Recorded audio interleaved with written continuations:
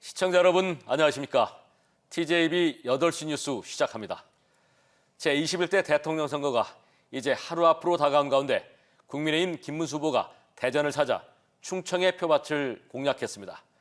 민주당 이재명 후보도 대선 전 마지막 주말이었던 지난달 31일 세종과 대전을 찾아 집중적인 유세에 나섰는데요.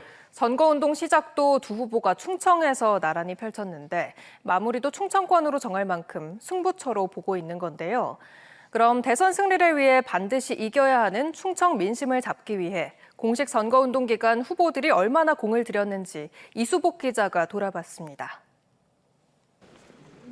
지난 20대 대통령 선거 당시 윤석열 국민의힘 후보와 이재명 더불어민주당 후보 간 표차는 24만 7천여 표.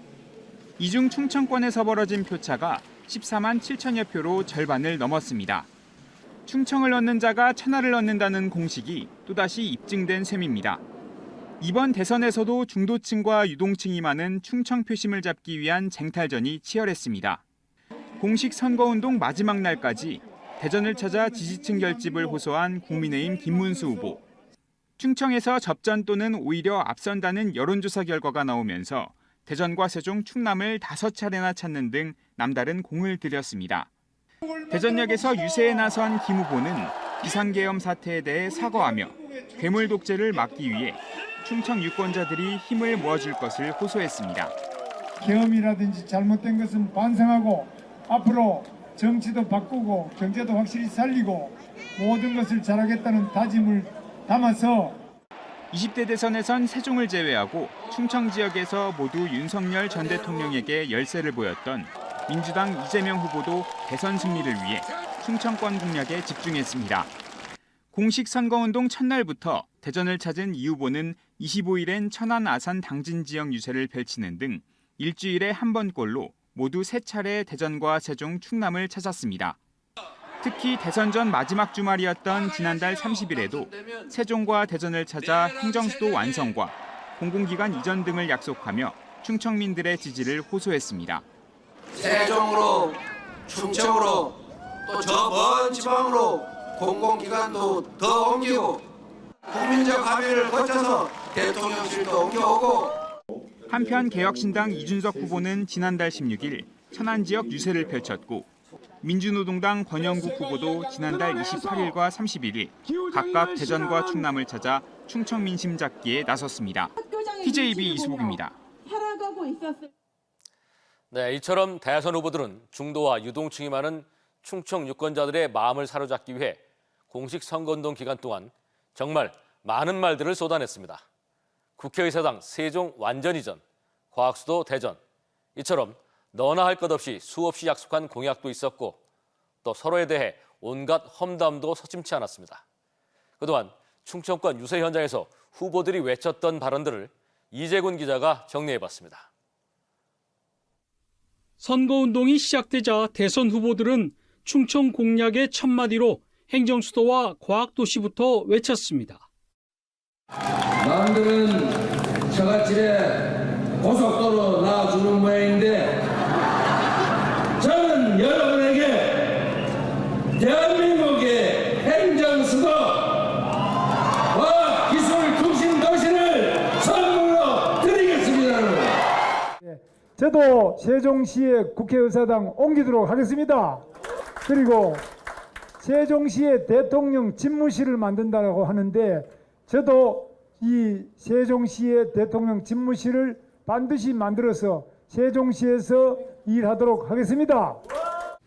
세종시 같은 경우에는 노무현 대통령의 꿈이었고 박근혜 대통령의 소신이었습니다. 저는 이 세종시가 완전한 형태의 행정수도로 기능할 수 있도록 대통령 집무실과 국회의사당을 이전하여 건설하는 것을 이미 공약한 바가 있습니다.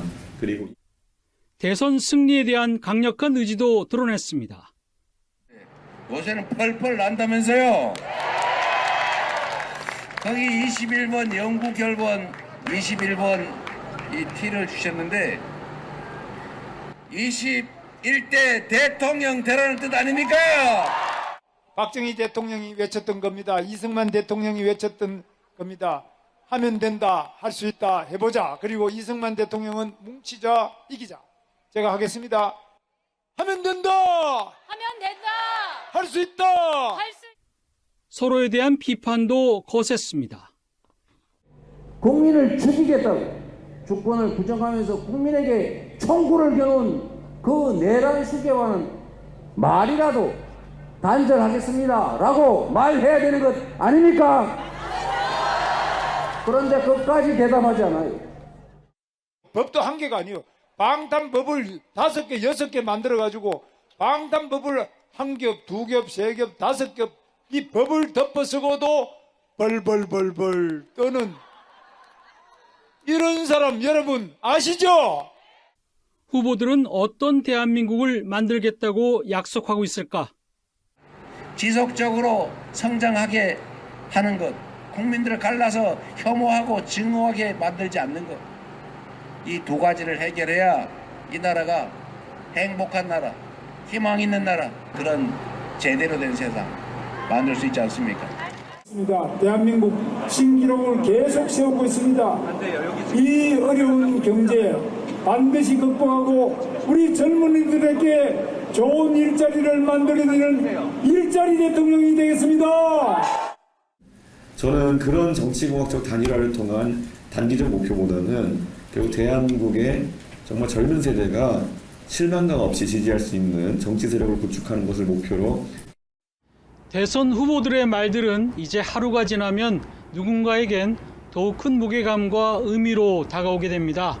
누가 되든 말의 힘을 무섭게 느꼈으면 합니다. TJB 이재곤입니다. 최근 사전투표 관리 부실 논란과 부정선거 의혹으로 유권자들의 불신이 점점 커지고 있습니다. 특히 대전에서는 선관위 직원들이 관내 사전투표지 회송 봉투를 투표함에 넣는 과정에서 봉인된 투표함을 개봉했다는 오해로 경찰 신고가 접수되기도 했습니다.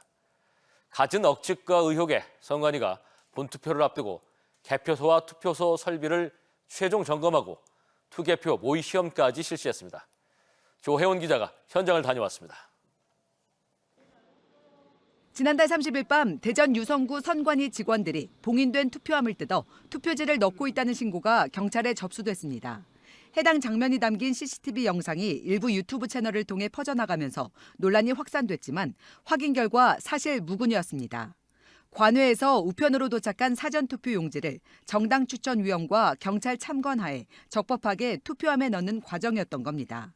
사전투표 관리 부실과 부정선거 의혹 제기가 전국적으로 잇따르자 중앙선관위가 성명서를 내고 선거의 투명성과 신뢰성 확보에 최선을 다하겠다며 투표를 독려했습니다.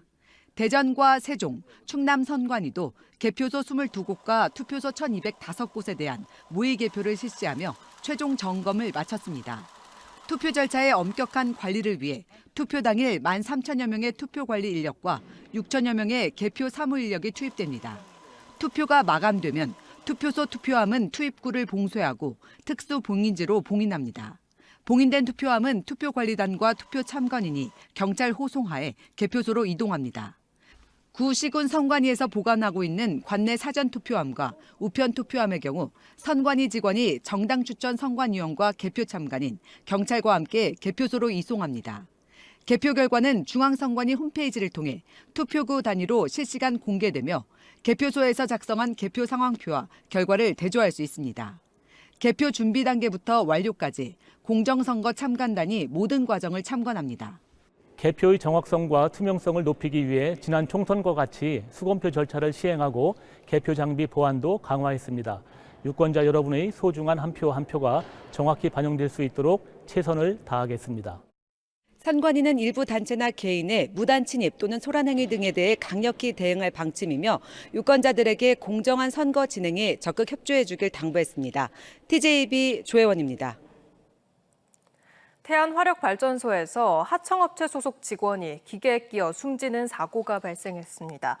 오늘 오후 2시 45분쯤 태안군 원북면 태안화력발전소에서 하청업체 소속 50살 A씨가 공작물을 깎는 밀링기 점검 중 옷가지가 기계에 말려 들어가며 머리 등을 다쳐 현장에서 숨졌습니다. 경찰은 사고 당시 A씨가 혼자 근무하고 있었다며 회사를 상대로 점검 수칙 등을 지켰는지 수사에 착수했다고 밝혔습니다.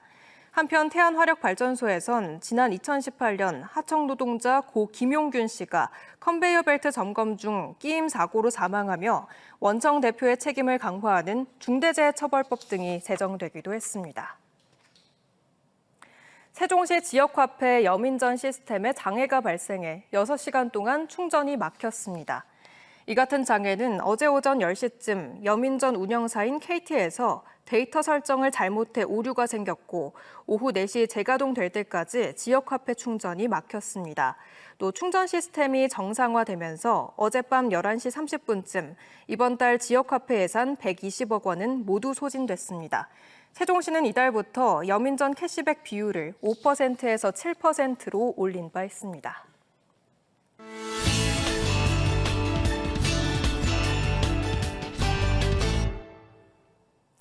TJB가 7년째 추진 중인 베트남 비즈니스 파트너십 매칭데이는 단순한 수출 상담회를 넘어 지속 가능한 해외 진출 기반을 마련하는 데 초점을 맞췄는데요.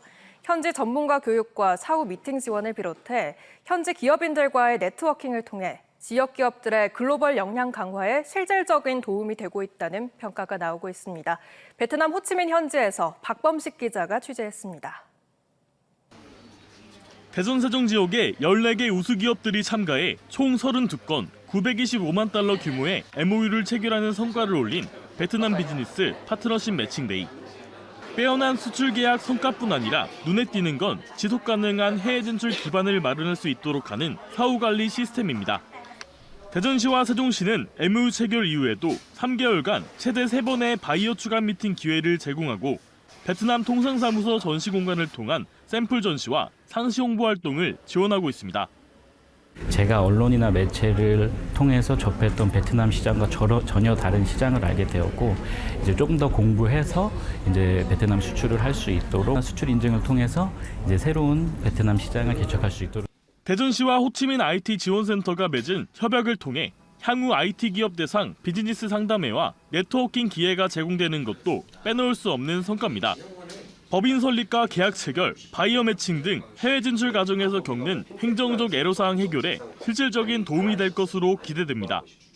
첫째는 행정상 어려움, 둘째는 시장성 검증과 바이어 매칭에서 큰 애로사항이 있다는 의견이 많습니다. 그래서 저희 진흥원은 TJB, 중기중앙회 등 기관 협업을 통해 대전 지역 기업의 베트남 진출 애로사항을 해결하기 위해 적극 노력하고 있습니다. 베트남 기업들과 네트워킹을 위한 연찬회를 비롯해 현지 전문가 교육 프로그램을 통해 현지 소비자들의 구매 성향과 문화적 특성 등 국내에서 얻기 어려운 정보를 제공해 큰 호응을 얻고 있습니다. 베트남 전문가의 조언을 듣고 현지 시장 동향을 파악하는 등 지역 기업들은 글로벌 수출 기업으로서의 자질을 쌓아가고 있습니다. 베트남 호치민에서 TJB 박범식입니다. 천안시는 철도 관련 지작물과 대체시설 이전 등이 완료됨에 따라 이달부터 천안 역세권 혁신지구 도시재생 사업을 본격적으로 추진한다고 밝혔습니다. 이번 사업은 2027년까지 2,271억 원을 투입해 천안역 일대 15,000여 제곱미터 부지에 지식산업센터와 공동주택, 복합환승 주차장 등을 조성하는 사업입니다. 천안시는 사업 추진을 위한 행정 절차가 완료됨에 따라 버스 정류장과 택시 승강장을 이전하는 한편 공사가 끝날 때까지 천안역 이용객들의 안전과 불편 해소를 위해 기존 보행 통로를 폐쇄하고 임시 보행 통로를 운영한다고 밝혔습니다. 대전시가 전국 최초로 5개 모든 자치구에서 청년 고독사 고위험군 지원 사업을 본격적으로 추진하며 청년 고립 문제 해결에 나섭니다. 각 구는 고립된 청년의 심리 회복과 사회적 관계 형성을 위해 심리 상담과 가족 동반 회복 프로그램, 찾아가는 멘토링, 사회 참여와 진로 지원 등 지역 맞춤형 프로그램을 실시할 예정입니다. 대전시는 사업을 통해 위기에 처한 청년들을 조기에 발견하고 적극 지원해 사회 복귀와 삶의 질 향상에 기여한다는 계획입니다. 대전시는 오는 6일 제70회 현충일을 맞아 국립대전현충원을 방문하는 유가족과 시민들의 원활한 참배를 위해 특별 교통 대책을 추진합니다. 시는 당일 약 5만 명의 참배객이 몰릴 것으로 예상됨에 따라 월드컵 경기장 주차장을 무료로 개방하고 오전 7시부터 오후 2시까지 무료 셔틀버스를 운영한다는 계획입니다. 또한 노은 주유소 내거리에서 현충원까지 약 2.5km 구간을 임시 버스 전용 차로로 지정해 셔틀버스와 행사 차량을 우선 통행시키고 고속도로 진입 차량은 유성 RC 대신 북대전 RC와 서대전 RC 등으로 우회할 것을 당부했습니다. 이틀간에 걸친 사전투표 그리고 내일 본투표까지 마무리되면 제21대 대통령 선거전은 대단원의 막을 내리게 됩니다. 심각한 진영 간의 갈등과 정치적 혐오감이 가득한 데다 급히 치러지는 선거라 국민들의 피로감이 매우 극심해 투표율이 낮아지지 않을까 하는 걱정도 적지 않습니다. 그러나 참여하는 사람은 주인이요, 그렇지 않은 사람은 손님이다라는 도산 안창호 선생의 말씀에서 해답을 찾아봅니다. 높은 투표율은 국민이 보여주는 지대한 관심을 반영하고 이에 새 대통령은 더욱 엄중한 사명감과 압박감 속에서 국정에 임하지 않을까 생각합니다. 이상으로 뉴스를 모두 마칩니다. 함께해 주신 여러분 고맙습니다.